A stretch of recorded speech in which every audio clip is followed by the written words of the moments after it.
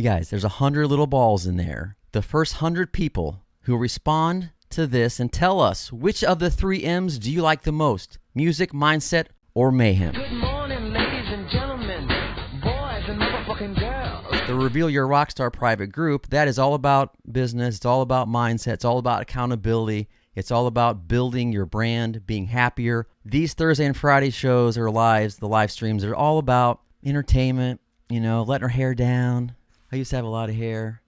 Speaking of hair, you guys, I have some killer pictures of Dave and I surprising my cousin and my brother in California at the airport. A couple of crazy trannies. Is that the proper word for them? I'm not sure. But so if you guys let me know in the comments, let Dave and I know in the comments which of the 3 M's you like the best. Music, mindset, or mayhem.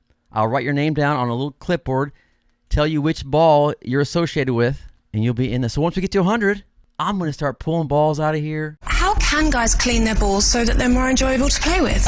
And giving away stuff. Shirts, CDs, hats, whatever. Let's bring in Mr. Dave Peterson. There he is. What's up, Dave? Morning, brother. How you Happy doing? New Year. Happy New Year. Yes, Happy New Year. Happy New Year to everyone out there. Give us a comment. Which of the 3 M's you like the most? If you hate everything about everything we do, just what do you hate the least? So, Dave, how was your New Year? Did you with the family? So was it too crazy, right? But family crazy. No. Yeah, family crazy. It was great. We stayed up late, watched the ball drop or what's left of it. Watched some movies. Watched the new Cobra Kai stuff. Had a great time. Nice. So Cobra Kai, isn't there like a 3rd season coming out or something? Yeah, came out at midnight. Did it really? Oh yeah, Oh, it's my great gosh. so far. My kids are going to be so excited about that. Well, the one show that I binge-watched, 5 seasons in 3 weeks, Breaking Bad. When I first saw... Phenomenal. You too? Oh yeah. Dave Peterson.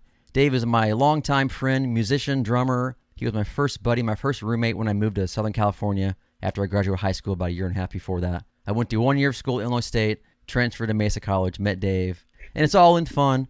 I'm not here to, embarrass anybody or talk too crazy. But then again, sometimes I just, I don't ask for permission. I'll ask for forgiveness later. Oh, man, should I pull up? You guys, there's 3 pictures. Let me set up a little bit. My brother and my cousin, Matt, were coming in to California to see us, hang out with us in our pad in San Diego, in the Tierra Santa area. We had an idea. We had long hair. We thought, what, let's dress up as girls, go in there, and just freak them out. And I think it was my cousin's first time to Southern California. So he was already a little nervous about, all the crazies in California or whatever.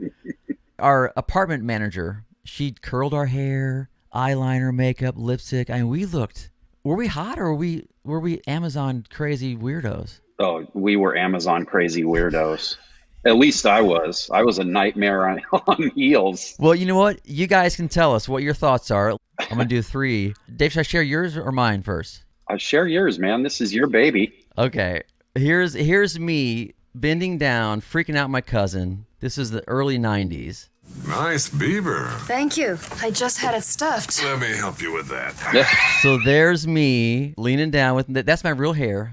I got my it doesn't look right. It's a terrible look. And my brother and my cousin have the mullets, and I got oranges in socks tied. The socks tied around my neck so they look natural. I love boobies. I mean, they looked really hard and not real, but they bounced. So people are probably really confused.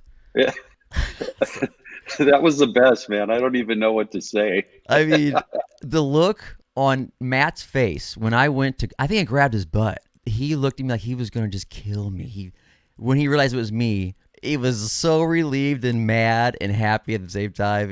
He's like, I thought one of those California freaks was trying to molest me, and oh, it was great. Yeah, now, didn't they walk by us 2 times and then just kind of laughed? I mean, they didn't know who we were. They laughed because they could tell we were 2 dudes dressed up as girls. They thought the transsexuals, here we are in California. Oh my Yep. God. No eye contact. It's it's part of Cali, but let's not look at him. Yeah. But he looked at me and I just grabbed his butt. That was so crazy. So let's go ahead and show the next one here. This is so great. So now here's Dave. Oh, There's Dave. Dave, you look kind of hot. Hey, baby. Want to blow job? What are you talking about? oh man. About 100 pounds lighter too. There's, Look at Matt. Look at Matt. Smells like Bigfoot's dick. Matt about is so leaning happy in. that he knew, it wasn't real trannies trying to grab his butt. It was actually just his cousins and his cousin's friend. Oh man. So there's my brother Damon. he broke his arm. I forgot about that. Those guys That's are great, but I got to make a comment on the shorts. I think shorts were longer at that time, but they were bringing their style to California, right? Yeah. Oh, that's so great. There's one more, and this is all of us combined. Here we go. Nice set of hooters you got there. I beg your pardon? The owls. They're beautiful. Look at me. Oh my gosh. What am I doing with my right hand? Oh. Dave, look at Dave's lips. I think they got a little too into it. They did. Boys have a penis, girls have a vagina. I never would have thought to do something like that, and you just said it, and I thought, I'm just going to go with it and see how it turns out. Yeah. I think the scariest part was going through security. We looked like we did, but we talked with our normal voices. Yeah, appreciate that. And if you guys want to join the private group, just search Reveal Your Rockstar, where we focus on the business aspect, the building a brand aspect. The opportunities today in online marketing are pretty crazy. I did the mindset and accountability coaching for a year, one-on-one, and we're releasing a new program this month, January. It's all about online and trying to help as many people as we can. And if you go to DARRYNYATES.com, there's some testimonials. I think we got like 14 testimonials up of people that we've helped, and just seeing the light, and to even have a small part in Dave, seeing the light with business, and you being able to use your talents, Dave, and what you are passionate about, and your unique knowledge, your specialized knowledge. And, and work on a business, and do it consistently and get it going. You want to give us a little update on how that's going? I know you and your family are excited about doing some T-shirt stuff or some side business stuff. Yeah, actually, I kind of liked what you had going with your merchandise for the on Tracy Lane thing. And my daughter was getting into a couple other ones where people were doing phone cases and T-shirts and that kind of thing. And so after our conversation, it was pretty straightforward to set up something ourselves. So we went for it, and we created our Shopify site and created some merchandise, and we got it up there, and it's really new so far, but we've made a couple of sales, and my kids' friends are getting into it where they're sending us designs and want us to make them stickers, phone cases, hoodies, that kind of thing. So that's one of the things that we're doing, and I'm excited about it because the whole family can be involved. Yeah. And there were tons of times where you weren't sure what to do. You hit obstacles, but you just figured it out. The FIO mentality, you figured it out. You researched it. You asked me some questions, and you kept powering through. So many people, like I told Dave on our little pre-show we did before we went live, a lot of people I've worked with, a lot of it is mentality of just getting through that. Like the first tough thing that happens, the first bad thing that happens or negative or whatever, they just stop or they get down. You guys, failure, mistakes, that leaves a lot of clues of what you shouldn't do. So just learn from that, make a note, and keep going. So now you know what not to do. You start honing in.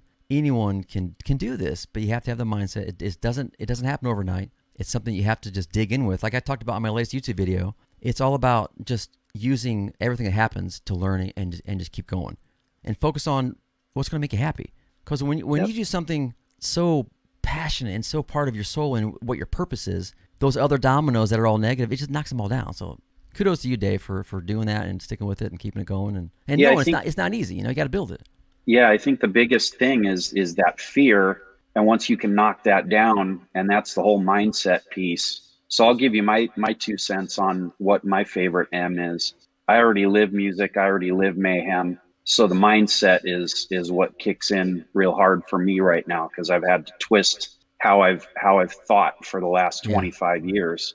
And I think the biggest one is not making money immediately. Yeah. And so once you kind of get past that, then you're good. Well, a lot of my mentors tell me if you set it up right, the money comes toward the last part. Yep. I mean, it's got to have a foundation. It's got to be put together with, just the right intentions. Yep. Because if it's something just for money or something just for whatever reasons, it's tougher to get through stuff. And what's so important to you, you'll power through it. So there's no excuse. The work ethic, your drive, how bad you want it. If once that's solidified, you hone in and figure it out. Yeah, for sure. I mean, the music part of it has totally changed. I mean, if you really look at what a record company can give you, it's promotion. We didn't have the internet back in the day when we were doing everything to promote.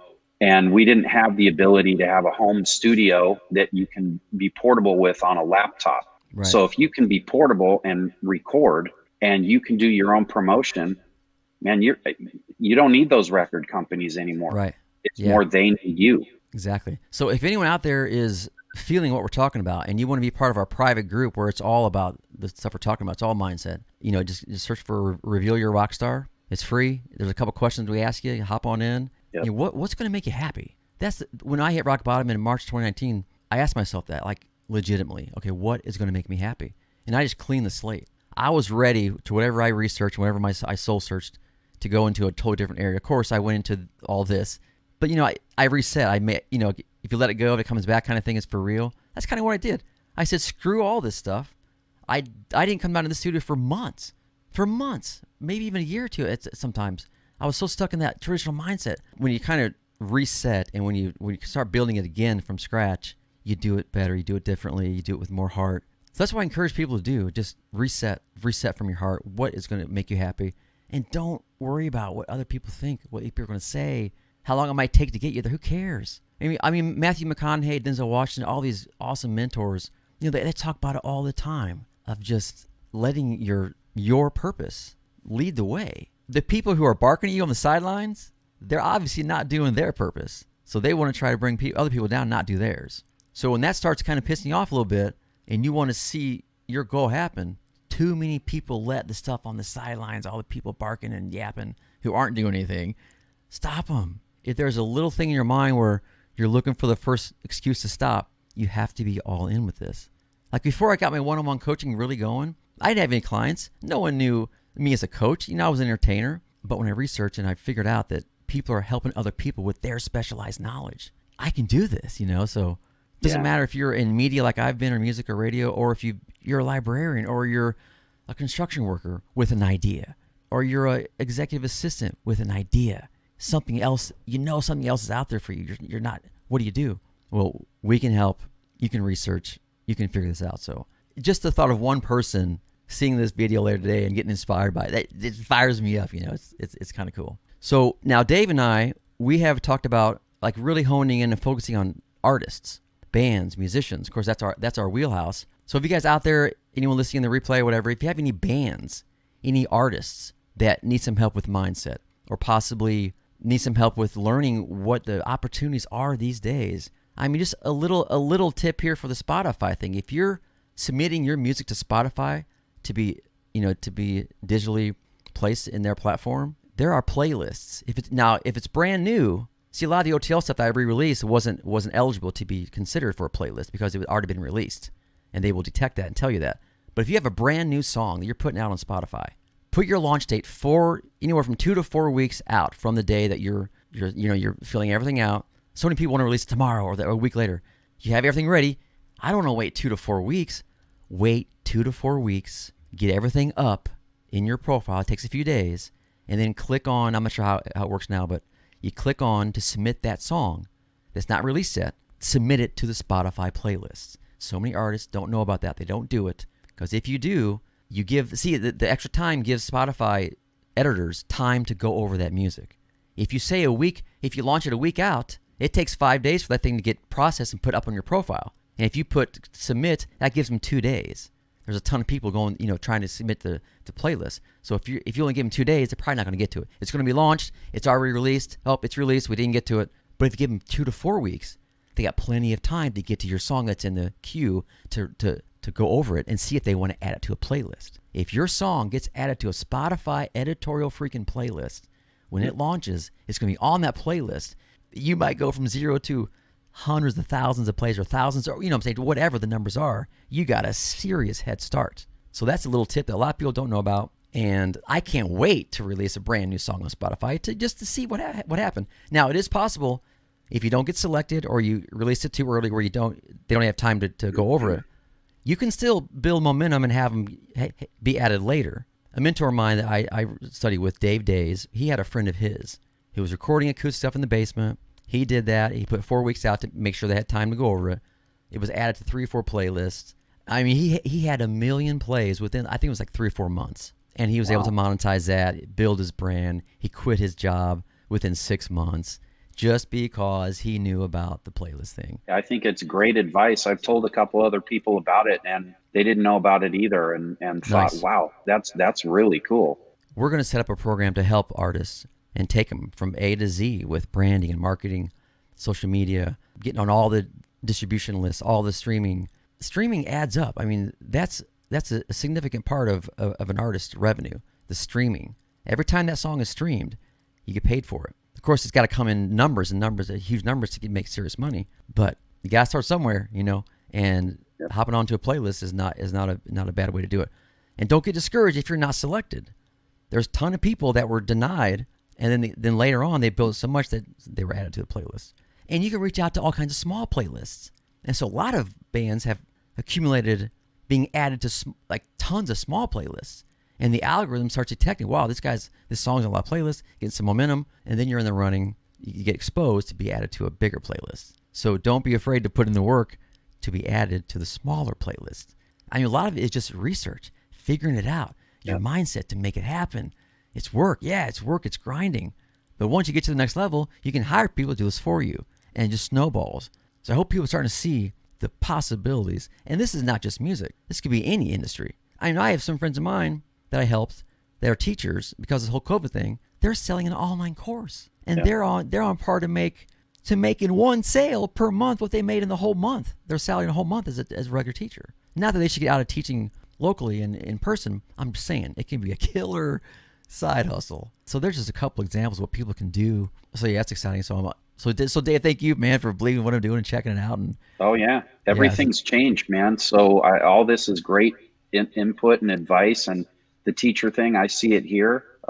With my wife's a teacher, so I see that kind of thing with teachers helping teachers, and you're right on the money with that stuff. Your wife, for instance, she could go down, she could make a list. Okay, what do I do that I think most teachers don't? Make a list. Yep. What are my strong subject areas that I kill it with people? They love it. I teach it a certain way that people get it. Okay, make those lists. Start putting together, okay, if I did an online course, how would I want it to be? What would my first video be? What would I say? And just map it out. Yep. It takes time, put together, but once you got together, it's an evergreen thing you can sell online for $500 or whatever. Yep. You can include a live coaching package with it in a private group, like what we're putting together, and charge double. Some people just do it for fun. They charge $25. Some people charge $10,000 because they're dialed in and they meet with you every day. Some people charge more than $10,000. Some people charge in the middle. So possibilities are everywhere. It's all about work ethic and knowing what your specialized knowledge, how it can help other people. And not only do you help other people, but I mean, you're happier. There's a swagger in your step just walking to the mailbox. It's just like, I'm doing something to help other people. I'm tapping into my purpose. I look forward to every single day. I needed to figure it out from within. Happiness is an inside job kind of thing. Yep. You never know what we're going to do here. We talked mindset. We talked music. Of course, the mayhem. I can't go anywhere without a little mayhem here and there. Oh, yeah. And right on, Dave. Happy New Year, brother. All right. You too, man. Happy New Year, everybody out there. Let's make it your year. Let's make it our year. Make some things happen. Change your attitude. Change your mindset. Be happy. All right, guys. Love you. We'll talk soon.